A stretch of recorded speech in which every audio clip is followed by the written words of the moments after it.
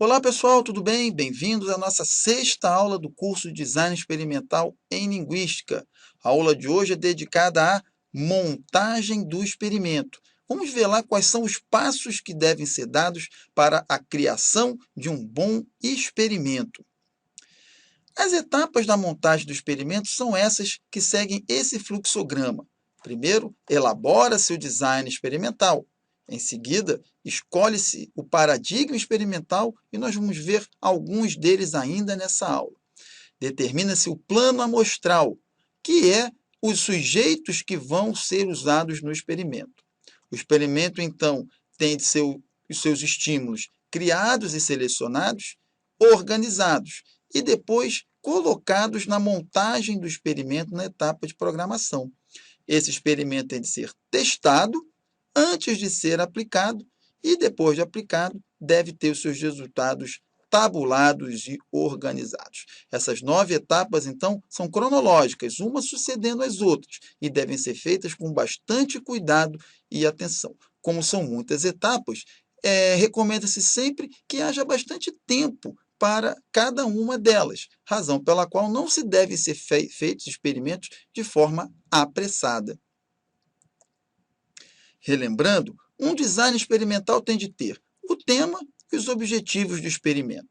Deve determinar quais são as suas variáveis independentes, que são aqueles fatores que são controlados em um experimento. Deve ser determinado os níveis dessas variáveis, que, para relembrar, são as diferentes instâncias pelas quais uma variável independente se manifesta. Então, se eu tenho uma variável independente do tipo, por exemplo, tipo de verbo, os seus níveis podem ser um verbo transitivo e um intransitivo, por exemplo. Okay? Os níveis determinam as condições experimentais, caso sejam usados ensaios não fatoriais, e se forem fatoriais, vamos relembrar que as condições experimentais são produto da combinação dos níveis das variáveis. Então, se eu tenho uma variável, por exemplo, tipo de verbo transitivo e intransitivo, e eu tenho uma variável tamanho do verbo curto, verbo longo, eu vou ter, então, 4 condições experimentais: intransitivo longo, intransitivo curto, transitivo longo, transitivo curto. Ok? As variáveis dependentes, que são as respostas, também devem ser determinadas no design. Eu vou medir o tempo de leitura, o tempo de reação, o índice de acertos, os julgamentos gramaticais e coisas desse tipo. E, por fim, o tipo de design. Se vai ser um design simples, se vai ser um design fatorial, um delineamento com blocos, com fatores grupais e coisas desse tipo que foram vistas nas aulas passadas. Tudo isso determinado, passa-se à etapa de escolha dos paradigmas experimentais. Paradigmas experimentais é o nome dado ao conjunto de técnicas experimentais que têm sido usadas mais comumente nas pesquisas sobre linguagem. Essas técnicas são formadas por um conjunto de procedimentos padronizados, os quais são estruturados de modo a fazer com que os sujeitos executem uma dada tarefa, com a resposta a essa tarefa sendo registrada e medida. De um modo geral, nas ciências da linguagem, existem 2 grandes grupos de paradigmas experimentais. O primeiro deles são os paradigmas experimentais offline, que captam a resposta à tarefa experimental em um momento posterior ao da apresentação do estímulo. Métodos offline, de um modo geral, são usados em estudos que se baseiam em dados de produção linguística, ainda que possam ser usados em pesquisas sobre a compreensão linguística também. Eles também têm sido usados em estudos sobre aspectos mais integrativos e reflexivos da linguagem, ou seja, na investigação sobre o papel de diferentes tipos de informação na produção e compreensão da linguagem. Experimentos offline, portanto, são aqueles que visam a ver como a linguagem é processada num nível mais completo, menos pontual, menos reflexo, porque, para isso, existem as técnicas experimentais online, que captam a resposta no momento exato ao da apresentação do estímulo. Os métodos online têm sido usados geralmente em estudos que se baseiam em dados de compreensão, ainda que também possam ser usados em pesquisas sobre produção linguística. Os experimentos online são usados para aspectos mais pontuais e reflexos, ou seja, quando se quer investigar o processamento de informação de natureza específica na produção e compreensão da linguagem. Essa tabela apresenta os principais paradigmas offline e online, certo? E a literatura linguística é muito farta em explicações sobre a natureza de cada um desses paradigmas, ok? Então, durante a montagem do experimento, o paradigma deve ser escolhido e deve ser visto lá quais são as suas características fundamentais e escolher conforme o que for mais adequado ao que se pretende investigar. Após a determinação do paradigma experimental, a hora é de determinar o plano amostral. O plano amostral compreende o momento da experimentação em que são definidos os aspectos ligados aos sujeitos que farão os experimentos. O plano amostral tem de respeitar as características de uma boa amostra. Isso é, ele tem que conter a indicação do tipo de sujeito, se é adulto ou criança, quais faixas etárias, por exemplo, se são bilíngues ou não bilíngues, no caso de serem bilíngues, bilíngues de que língua, oriundos de que região do Brasil ou de qualquer outro lugar, ok? O tipo de sujeito a ser investigado é determinado no plano amostral. Pode haver também a determinação do fator grupal, se for o caso. A divisão em faixas etárias, por exemplo, em gênero masculino e feminino, em diferentes bilíngues, conforme o seu nível de proficiência, portador ou não de patologias, e no caso, que níveis de patologia esses sujeitos deverão ter, tudo isso é determinado no plano amostral. A divisão em blocos, se for o caso, a quantidade total de sujeitos a ser pesquisados, a distribuição dos sujeitos pelos grupos e blocos, ou seja, a quantidade de sujeitos em cada grupo, em cada bloco, ok? Tudo isso entra aí na determinação do plano amostral. No nosso curso de estatística descritiva, nós vamos falar um pouco mais sobre a amostragem, que é um ponto muito importante na consecução de experimentos na área de linguagem. Outro ponto muito importante é a criação dos estímulos, que são os materiais que serão apresentados aos sujeitos durante uma tarefa. Nos estudos em linguagem, podem ser letras, palavras, frases, textos, desenhos, imagens, vídeos, sons e muitas outras coisas. Os estímulos devem ser elaborados de modo a permitir a exposição daquilo que está sendo testado em um experimento. E é muito importante a correta seleção e formulação dos estímulos, porque esse é o ponto mais sujeito a questões de validade interna e externa. Existem dois tipos de estímulo. Os estímulos teste, que são aqueles que correspondem às condições experimentais usadas no experimento, e existem os distratores, também chamados de preenchedores ou fillers, que é o termo em inglês usado nesse caso. Os distratores são estímulos que são inseridos no experimento apenas para evitar que o sujeito perceba o que está sendo testado. Então, todo experimento tem de ter lá os seus estímulos, teste em determinado número, e um determinado número de distratores, que serve para, como o nome diz, distrair o sujeito para que ele não perceba o que está sendo testado e, com isso, não distorcer os resultados. A criação dos estímulos deve obedecer a alguns pontos. Vamos ver quais são esses pontos. A quantidade. Quantos estímulos se deve usar no experimento? A resposta a essa pergunta deve levar em conta a quantidade de estímulos por sujeito. Não se deve retirar muitas observações de um mesmo sujeito para evitar o chamado erro de dependência, que nós já vimos o que é quando o sujeito percebe o que está sendo testado. Por um outro lado, tirar poucas observações não permite a estimativa do erro intersujeito, ou seja, não permite estimar o erro de observação. Então, o experimentador tem que levar em conta, evitar a dependência e, ao mesmo tempo, permitir a estimativa da variação intersujeito. Deve levar em conta também a quantidade total de estímulos. Um experimento muito longo, com muitos estímulos, tende a ser cansativo e entediante, desconcentrando os sujeitos e enviesando as respostas. Já experimentos muito curtos não permitem uma boa inferência, porque são coletados muito poucos dados. A quantidade de estímulos em cada condição experimental é outro fator importante quando se trata de determinar o número total de estímulos em um experimento. Diferenças na quantidade de estímulos em cada condição experimental provoca distúrbios na distribuição dos dados, prejudicando a análise estatística posterior. Embora possa haver condições com um número diferente de repetições em cada uma, isso pode ser corrigido por meio da análise estatística. De um modo geral, recomenda-se que essa diferença não exista, ou seja, que haja sempre o mesmo número de repetições em cada condição experimental. Como a gente resolve essas questões? As nossas dicas são as seguintes. Determine a quantidade de estímulos por sujeito, levando em conta o tipo de sujeito a ser testado, bem como a tarefa experimental a ser executada e o tipo de dado a ser obtido. Por exemplo, experimentos com crianças não podem ter uma quantidade muito grande, porque as crianças se desconcentram com facilidade. Portadores de determinadas patologias, por exemplo, também não podem ser submetidos a uma quantidade grande, porque isso faz com que haja uma interferência desse tipo de patologia.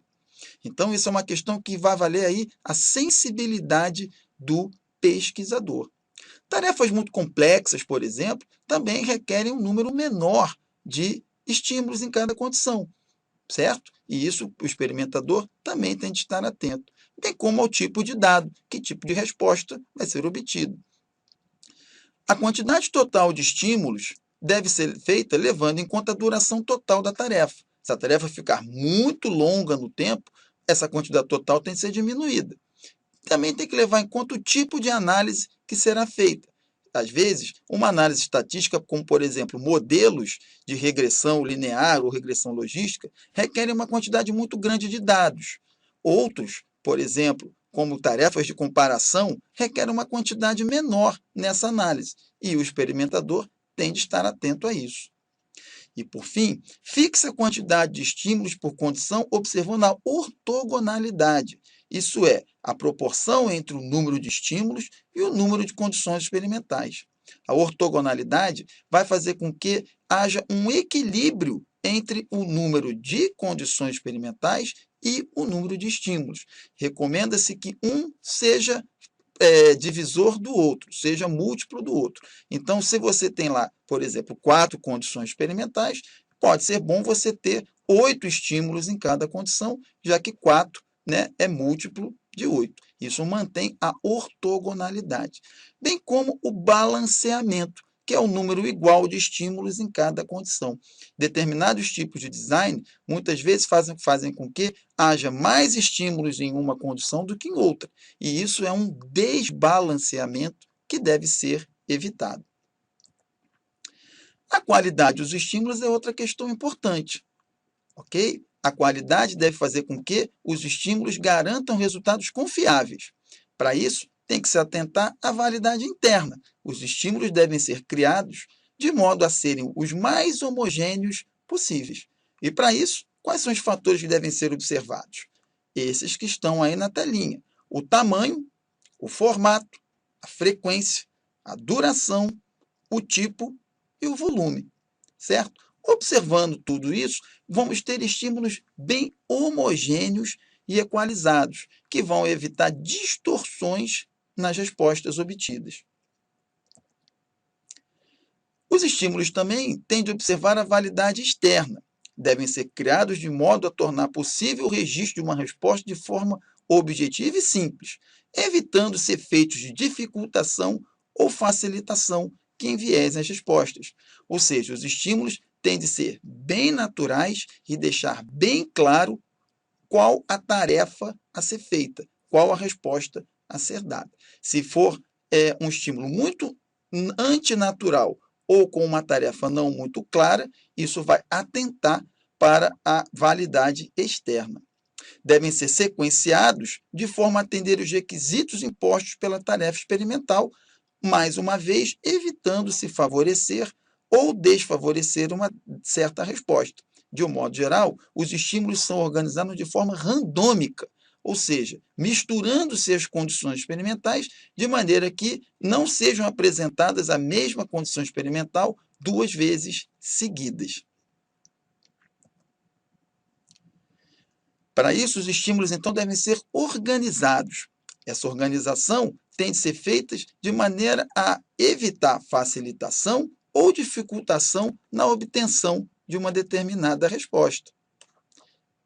Nesse caso, ok? Caso isso não seja observado, pode ocorrer um chamado efeito de item, ou seja, um determinado estímulo enviesou as respostas, favorecendo ou desfavorecendo uma determinada resposta, e isso faz com que o experimento perca a validade.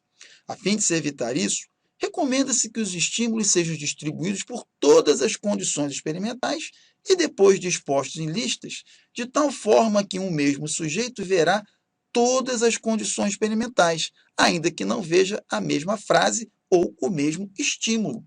E esse modo de organizar os estímulos dá-se o nome de quadrado latino, que é o que nós temos aí nessa telinha. Reparem que as listas são formadas por sujeitos, ok? E todos eles vêm todas as condições experimentais, ainda que os estímulos não se repitam em cada lista. Ok? Então, depois de criados e selecionados os estímulos, a melhor forma de garantir que não haja o efeito de item é a organização em quadrado latino. Depois de tudo isso pronto, a ideia agora é programar o experimento. Programar, que significa implementar esse experimento usando algum recurso disponível. Para a grande maioria dos experimentos em linguística, podem-se usar programas de computador que apresentam os estímulos, permitem a execução de uma tarefa e ainda registrem as respostas. Hoje em dia, há também algumas plataformas online que fazem com que o experimento possa ser aplicado em todo o mundo, ok, por meio da internet. Essa tabelinha aí traz os principais programas para a montagem do experimento e algumas das plataformas que são usadas para os experimentos via internet. Os programas mais comuns têm sido o SciScope e o PsychoPy, ainda que o DMDX e o Linger e o ePrime também sejam bastante frequentes aí nos estudos em linguística. Depois de programado, o experimento deve ser testado antes de ser aplicado. Para isso, deve-se proceder a uma testagem a fim de se detectar possíveis erros na concepção do experimento, bem como em sua programação. Nessa etapa de testagem, o pesquisador deve atentar para o design do experimento, se não há nenhum problema com o design experimental, com a aparência do experimento, ver se ele está bem natural para o sujeito, o comportamento dos sujeitos em relação à tarefa, ou seja, se a tarefa está bem compreendida pelo sujeito, se as respostas estão sendo registradas adequada e precisamente, se os equipamentos envolvidos está ok, porque muitas vezes um mouse pode parar de funcionar, um teclado, um microfone, e isso tem que ser registrado.